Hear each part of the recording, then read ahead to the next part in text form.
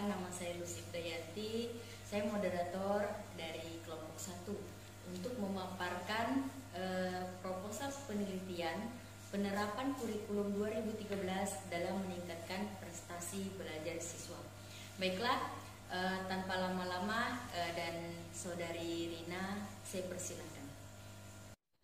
Baiklah, di sini saya akan menjelaskan tentang penerapan kurikulum 2013 dalam meningkatkan prestasi belajar siswa.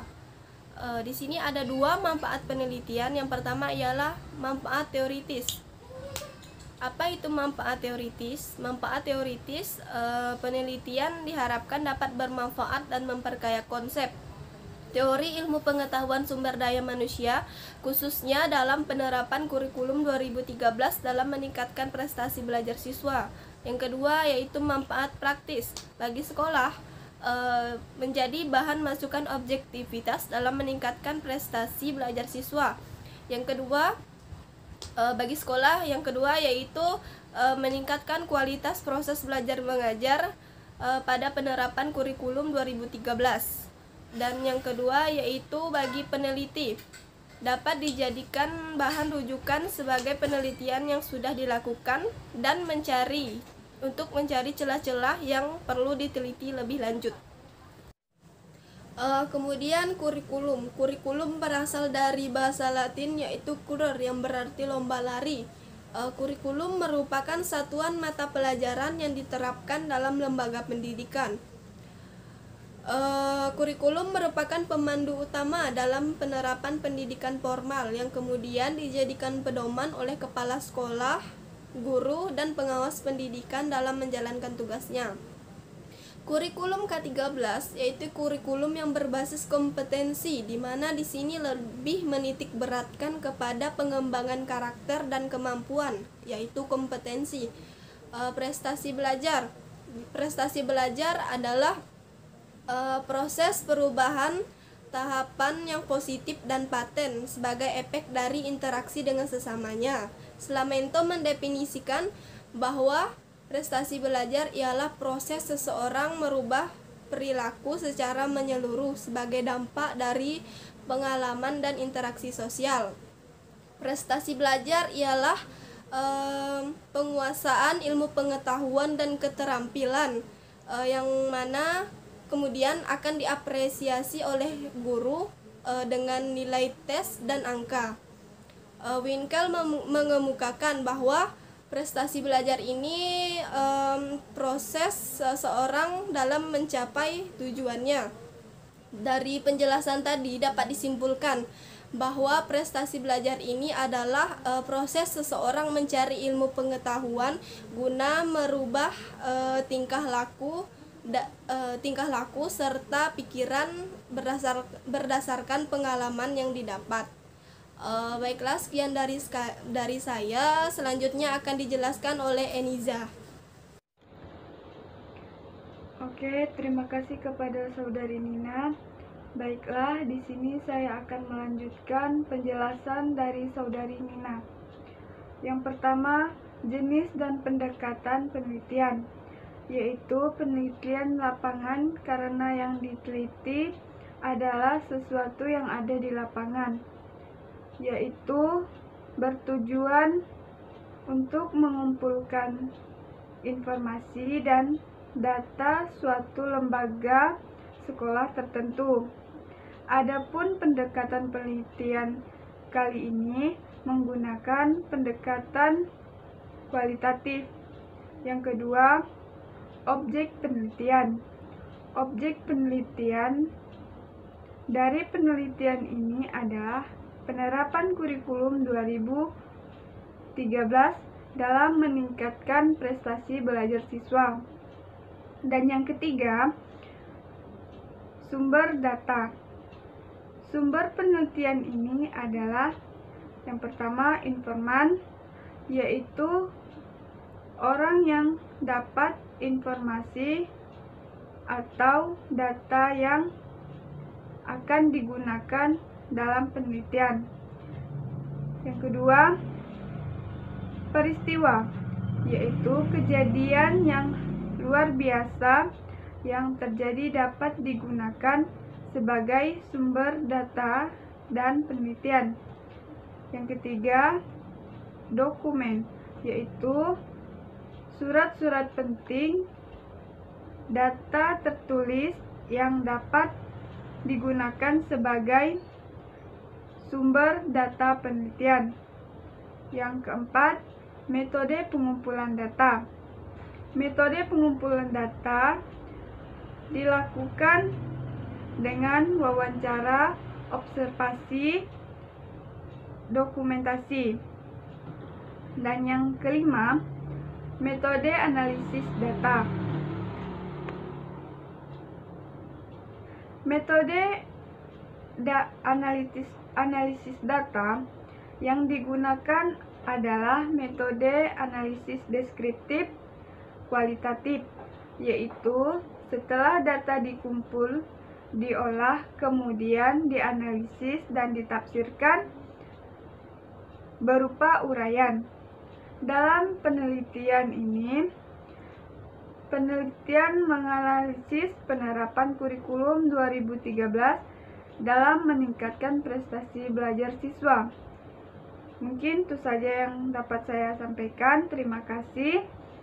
Selanjutnya akan dijelaskan oleh Saudari Lucy. Kepada Saudari Lucy, saya persilahkan. Baiklah, di sini saya akan melanjutkan yang dijelaskan oleh Saudari Eniza. Dan untuk hasil penelitian penerapan kurikulum.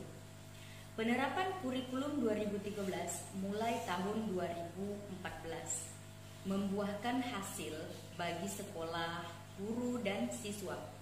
Kurikulum merupakan kunci utama dalam pelaksanaan pendidikan, juga menjadi pedoman bagi guru. Pembelajaran tidak hanya meliputi proses saja, tapi terdapat pula perencanaan, proses, dan evaluasi sebagai berikut. 1. Persiapan materi, yaitu guru menyiapkan materi tentang sujud syukur yang diajarkan misalnya. Terus yang kedua itu persiapan media atau sumber ajar. Guru juga menyiapkan media dan sumber ajar yang dibutuhkan. Ya contohnya buku fikih, Al-Quran terjemah, modul fikih tentang syukur. Selanjutnya, perencanaan yang akan dilakukan guru. Baiklah, di sini saya akan melanjutkan pemaparan materi kelompok kami yang sebelumnya disampaikan oleh Saudari Bunda Lucy. Di sini saya akan menyampaikan tentang faktor-faktor pendukung dan penghambat penerapan kurikulum 2013. Di mana di sini terdapat dua faktor. Faktor yang pertama, faktor pendukung, dan yang kedua, faktor penghambat. Faktor pendukung dalam penerapan kurikulum 2013 ini terdapat 5 faktor pendukung. Yang pertama, tersedianya buku-buku bahan ajar, di mana seorang guru harus menyiapkan buku-buku untuk mereka mengajar. Kemudian yang kedua, sarana prasarana yang memadai seperti LCD, laboratorium komputer, dan laboratorium bahasa. Di sini disediakannya sarana dan prasarana itu seperti LCD bisa digunakan seorang guru untuk mengajar dengan cara atau metode yang mereka gunakan untuk mengajar agar siswanya itu lebih nyaman dan mudah memahami materi yang disampaikan dengan menggunakan LCD ini. Kemudian laboratorium komputer, di mana kita belajar komputer itu bisa langsung ke laboratoriumnya, kemudian guru menyampaikan materi dan siswa-siswanya itu langsung mempraktikkan materi yang sudah disampaikan. Kemudian laboratorium bahasa. Laboratorium bahasa di mana kita belajar bahasa itu juga ada laboratoriumnya agar kita belajar bahasanya itu lebih fokus dan siswanya itu lebih mudah untuk memahami karena langsung di laboratorium bahasanya. Kemudian faktor pendukung yang ketiga, guru mendukung aktivitas siswa dalam segala hal, dalam segala bidang, namun masih dalam lingkup yang benar dan sesuai dengan aturan.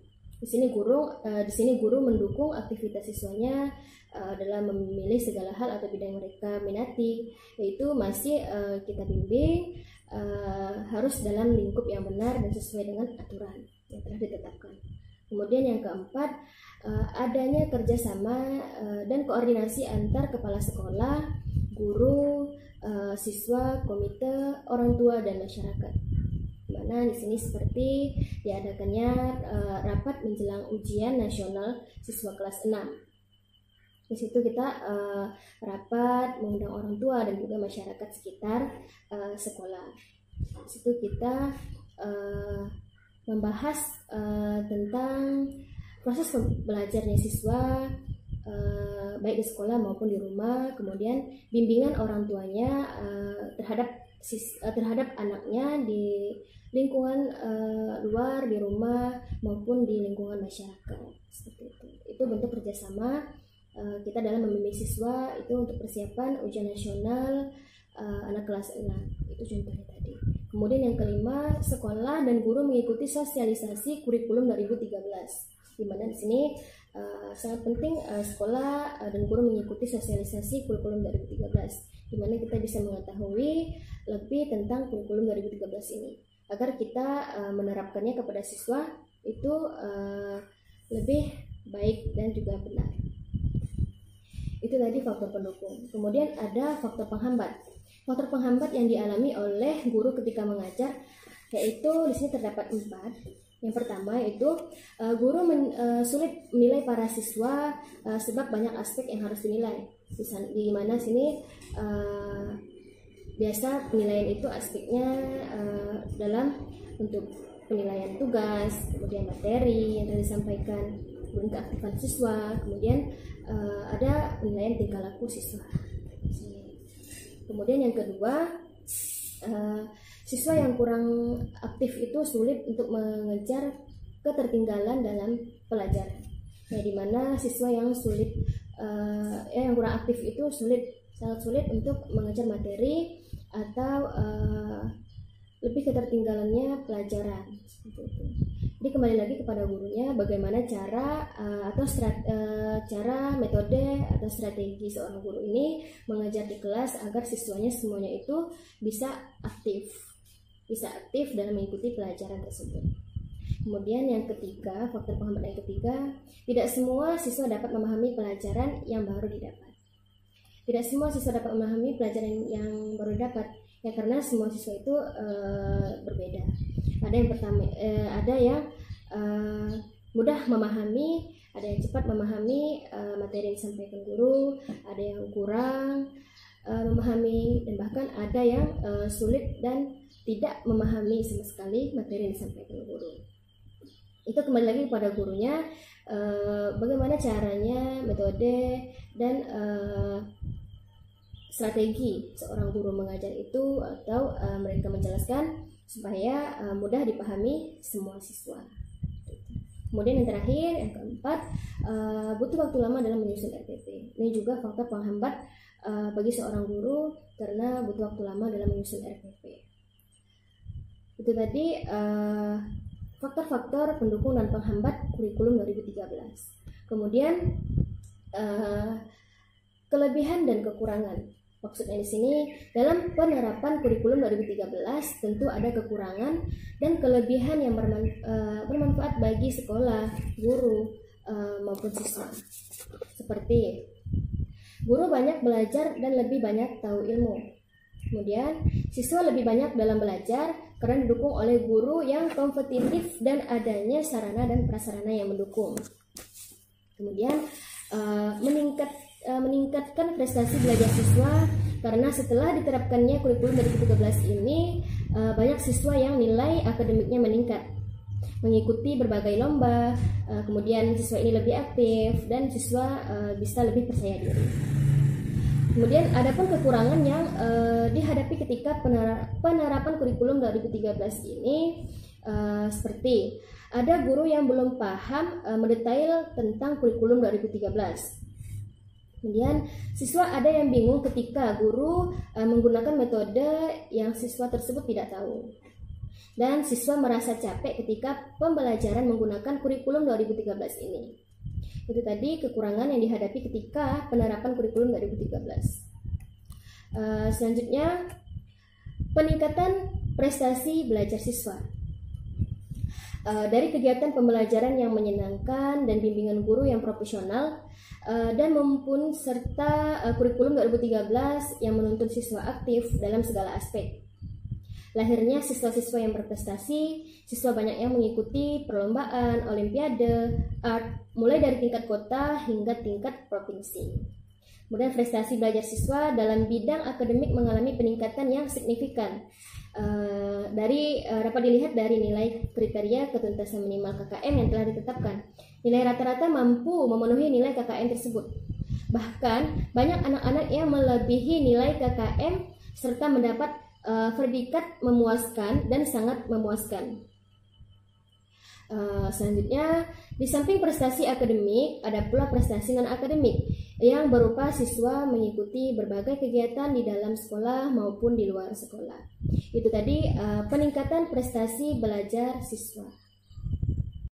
Baik, terima kasih Saudari Hesti. Dan dari hasil pemaparan proposal ini dapat disimpulkan bahwa penerapan kurikulum 2013 dapat dilakukan dengan beberapa tahap, yaitu persiapan, pelaksanaan, dan penilaian. Faktor pendukung dari kurikulum 2013 yaitu adanya buku-buku sebagai bahan ajar, sarana prasarana yang memadai seperti LCD, laboratorium komputer, laboratorium bahasa, adanya kerjasama dan koordinasi antara kepala sekolah, guru, siswa, komite, orang tua, dan masyarakat. Adapun faktor penghambat yaitu guru sulit menilai para siswa sebab banyak aspek yang harus dinilai, seperti siswa yang kurang aktif dan banyak ketinggalan dalam pembelajaran. Selanjutnya adalah kelebihan dari kurikulum 2013 yaitu guru dapat mencari pemahaman yang lebih banyak dan mendapatkan ilmu. Siswa lebih senang dalam pembelajaran, lebih aktif tentunya. Dan ada juga kekurangan dari kurikulum 2013 yang dapat dihadapi siswa, yaitu adanya kejenuhan karena guru dapat menggunakan metode-metode baru. Mungkin itu saja yang dapat saya sampaikan, kurang dan lebihnya saya mohon maaf. Selanjutnya saya kembalikan kepada moderator. Baiklah, itulah hasil dari paparan kelompok 1. Saya sebagai moderator mohon undur diri dan mohon maaf jika ada kata-kata yang keliru, karena kesalahan itu dari manusia dan kebenaran, kesempurnaan itu datangnya dari Allah Subhanahu wa taala. Fastabiqus khairat. Wassalamualaikum warahmatullahi wabarakatuh.